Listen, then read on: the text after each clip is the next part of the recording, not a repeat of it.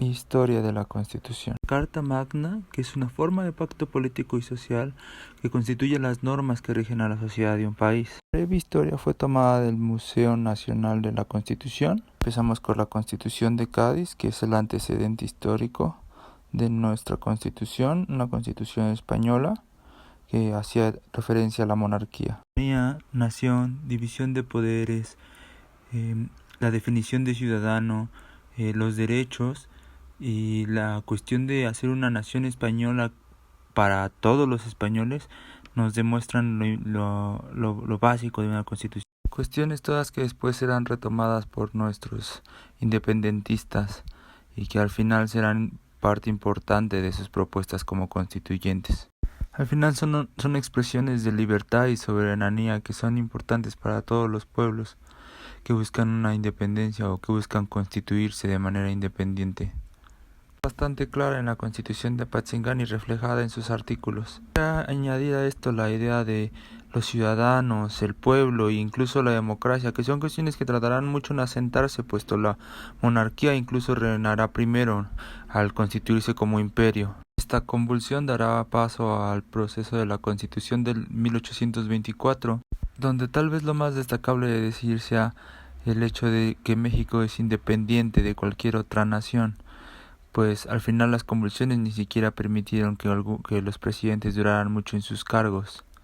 En vano, pues dos documentos importantes nacen: las 7 leyes de 1836 y las bases orgánicas de 1843. Leyes que garantizan los derechos civiles, las obligaciones y el respeto a la autoridad por parte de los ciudadanos, dando garantías individuales inquebrantables. Así, por fin se dará paso al acta constitutiva del 47, proceso que terminará con el centralismo y instalará la república por fin en este país. El estadounidense instalará de nuevo el centralismo en el país al mando de Santa Anna, y después los liberales, en su lucha por el derrocamiento de lograrán incluso una ley de libertad de imprenta que se verá reflejada en la nueva edición de la Constitución en el 57.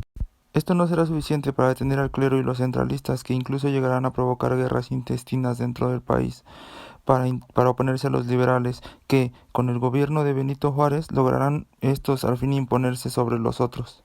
Todo esto durante la llamada Guerra de Reforma, que creará leyes como la libertad de cultos y la ley de secularización de hospitales y establecimientos de beneficencia. Será suficiente para detener a los centralistas, que pedirán el apoyo de naciones extranjeras y con ello la intervención francesa a este país, aprovechando el momento histórico bonapartista. Orará un segundo imperio al mando de Maximiliano, que al final será derrotado por los liberales y que por fin en el 73 incluirá las leyes de reforma a la Constitución. El triunfo de Juárez, Porfirio Díaz se logrará colocar en el poder bajo la consigna de no reelección e incluso llegará a reformar la Constitución varias veces durante su mandato, que duró más de 30 años. Para 1900, varios clubes políticos lograron ponerse de acuerdo, y para 1910 la caída del gobierno de Díaz. Pese a su caída, los diversos grupos no lograrán ponerse de acuerdo. Los zapatistas, villistas y carrancistas terminarán enfrentados entre sí. El triunfo carrancista incluso expedirá leyes antes de colocarse por completo en el poder, hasta que verse instalado en la Ciudad de México.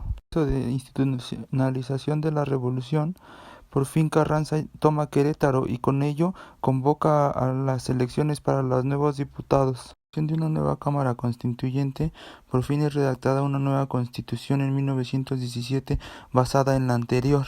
Aunque no se logró que el Congreso tuviera el predominio del poder y el Ejecutivo mantuviera el mismo, se logró que éste se equilibrara con la creación de dos cámaras. Hay que añadir la iniciativa de juicio de amparo, que es integrada a la Constitución. Pese a la elección de Venustiano Carranza como presidente en ese mismo año y a la instauración de la nueva Constitución, aún habrá muchos problemas para lograr el constitucionalismo en el país.